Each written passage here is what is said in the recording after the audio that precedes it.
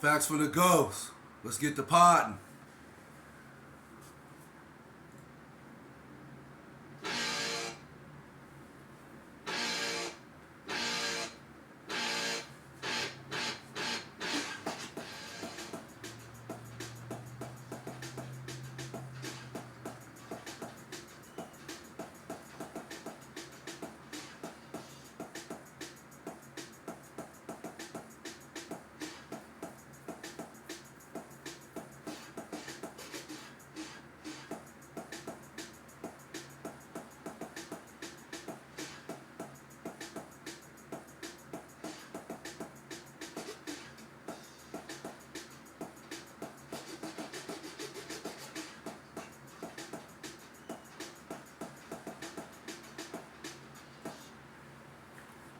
What's happening?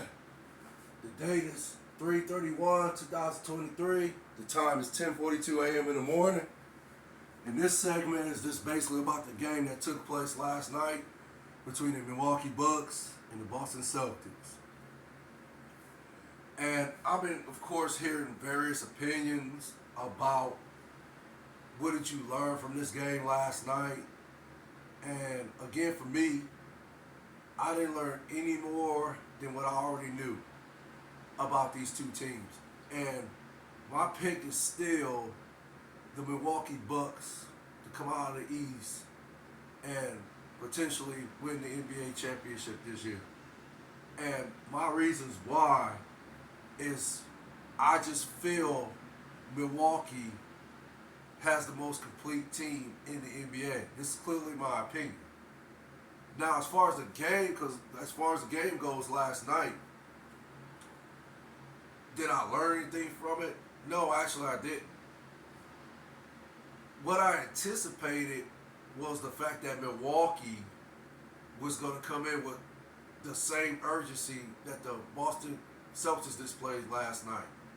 And what I was looking for was Milwaukee just put their foot on their neck. That's all. Put their foot on the Boston Celtics' neck and let them know that, hey, we are the team to beat. The road to the NBA Finals is going to come through our house. And you need to know that, no, under any circumstances, are y'all going to come in here and think that it's just going to be an easy win or an easy path to the NBA Finals. You're not going to come in here and embarrass us or annihilate us on our own home floor. It's not going to happen. That's what I was looking for Milwaukee to do last night. But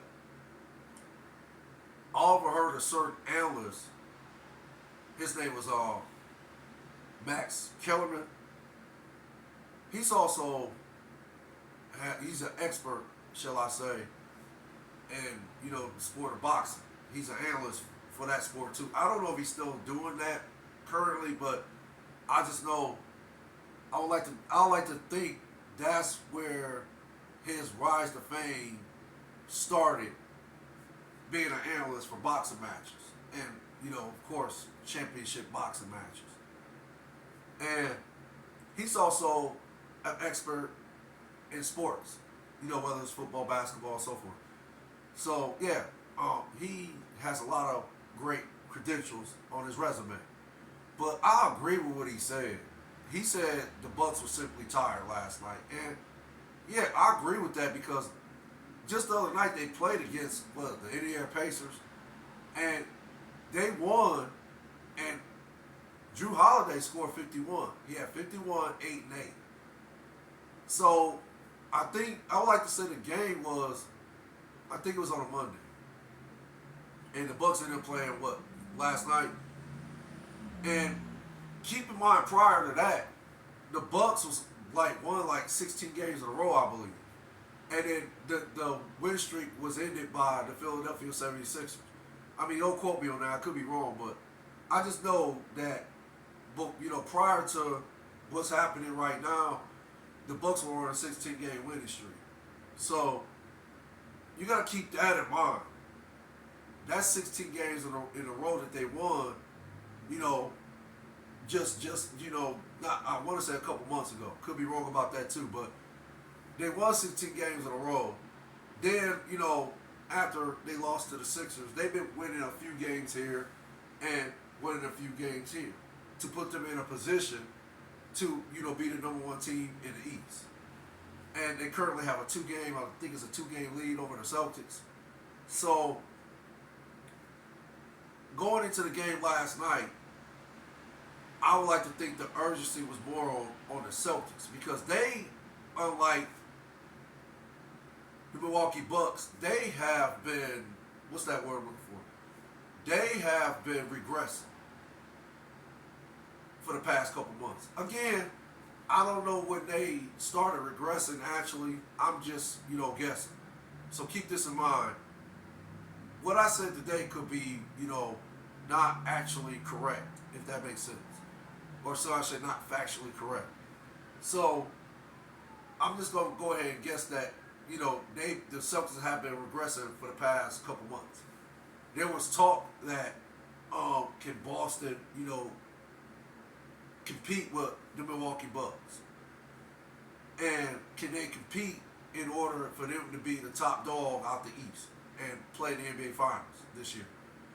And then there's also been speculation that Jaylen Brown doesn't want to be there anymore. He's looking to be traded because I think his contract is up next year. But okay, again, that's another segment. That's neither here or there. I'm just trying to point out the little details that I actually know of as far as in what's going on with the Celtics and why they, haven't been, I ain't gonna say, because Boston is a great team. I don't want to say that they have, not been consistent, if that makes sense. I think that's too strong of a word for the Boston Celtics because they're a great team too. And I almost want to say they're evenly matched with the Milwaukee Bucks, but again, for me, I just think that Milwaukee has the most completed team in the NBA, not just in the East, but the whole entire NBA in its entirety. So I just think that Milwaukee is the team to beat. So, but okay, going back to the Celtics, like I said, unlike Milwaukee, the Celtics have been like, losing more games than they've been winning. I could be wrong about that, but I just know that they were like in a, somewhat of a slump. Jason Tatum was supposedly in a slump until last night. So, again, going into the game last night, yeah, the urgency was more on the Boston Celtics, in my opinion, because they needed the game more than the Bucks. The Bucks, yeah, they get like again. It's all about putting your foot on somebody's neck when you're competing in any sport. You can't give your opponent the upper hand in any way, shape, or form.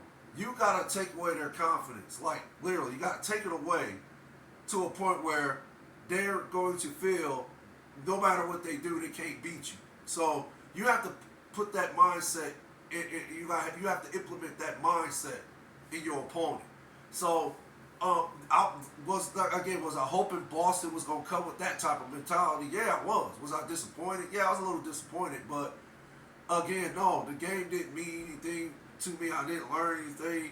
Again, it didn't change my opinion about the Milwaukee Bucks and them being the top dog out the East. No, and eventually playing the NBA, in the NBA Finals this year. No, it didn't change my opinion about that whatsoever. My opinion is still the Milwaukee Bucks are the team to beat in the East, and go to the NBA Finals and ultimately be the team to beat in the NBA Finals. No, it did not change my opinion about that whatsoever. So, again, yeah, I think Boston just played with urgency last night. They needed the game more than the Bucks, and they showed it last night. I think, gosh, what did they be in, like 140 to 99 or something like that? Yeah. And for me, yeah, that's just the Bucks only scored 99 points. And especially in today's NBA, where in my opinion, nobody really puts the emphasis on defense like that, and they only scored 99 points, that tells me the Bucks were tired. That's pretty much what it tells me too. They were tired. I mean, geez, come on. And they probably looked at it and said, you know what, we'll see y'all again, perhaps in the Eastern Conference Finals. And if we do, what blueprint we have to utilize in order to beat y'all. We know what it's going to be. We didn't play y'all. I'd like to think for the past 2 years in the playoffs. So we pretty much know what it's going to take. We already know we got to bring our A game. Giannis already knows he has to be Giannis. Perhaps, I think he's the best player in the NBA playing right now, if not the best player in the world. And why he's not even considered for MVP, well, okay, that's another, segment for my podcast. And I'm really not going to even touch on it because it is what it is, in my opinion. But Giannis, though, he has to be Giannis. He has to be, Giannis. He has to be the best player, perhaps on the planet. But in my opinion, definitely in the Eastern Conference. He has to be that player. Giannis already knows that. So you ain't got to, tell me that these guys are not going to be ready for the Boston Celtics if they, again, perhaps be in the Eastern Conference Finals.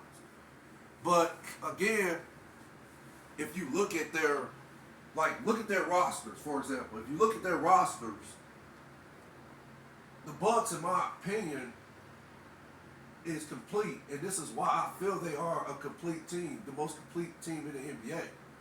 And again, I could be wrong about that, but I think when it comes down to Milwaukee and the Celtics, I think they're the most complete team between the two.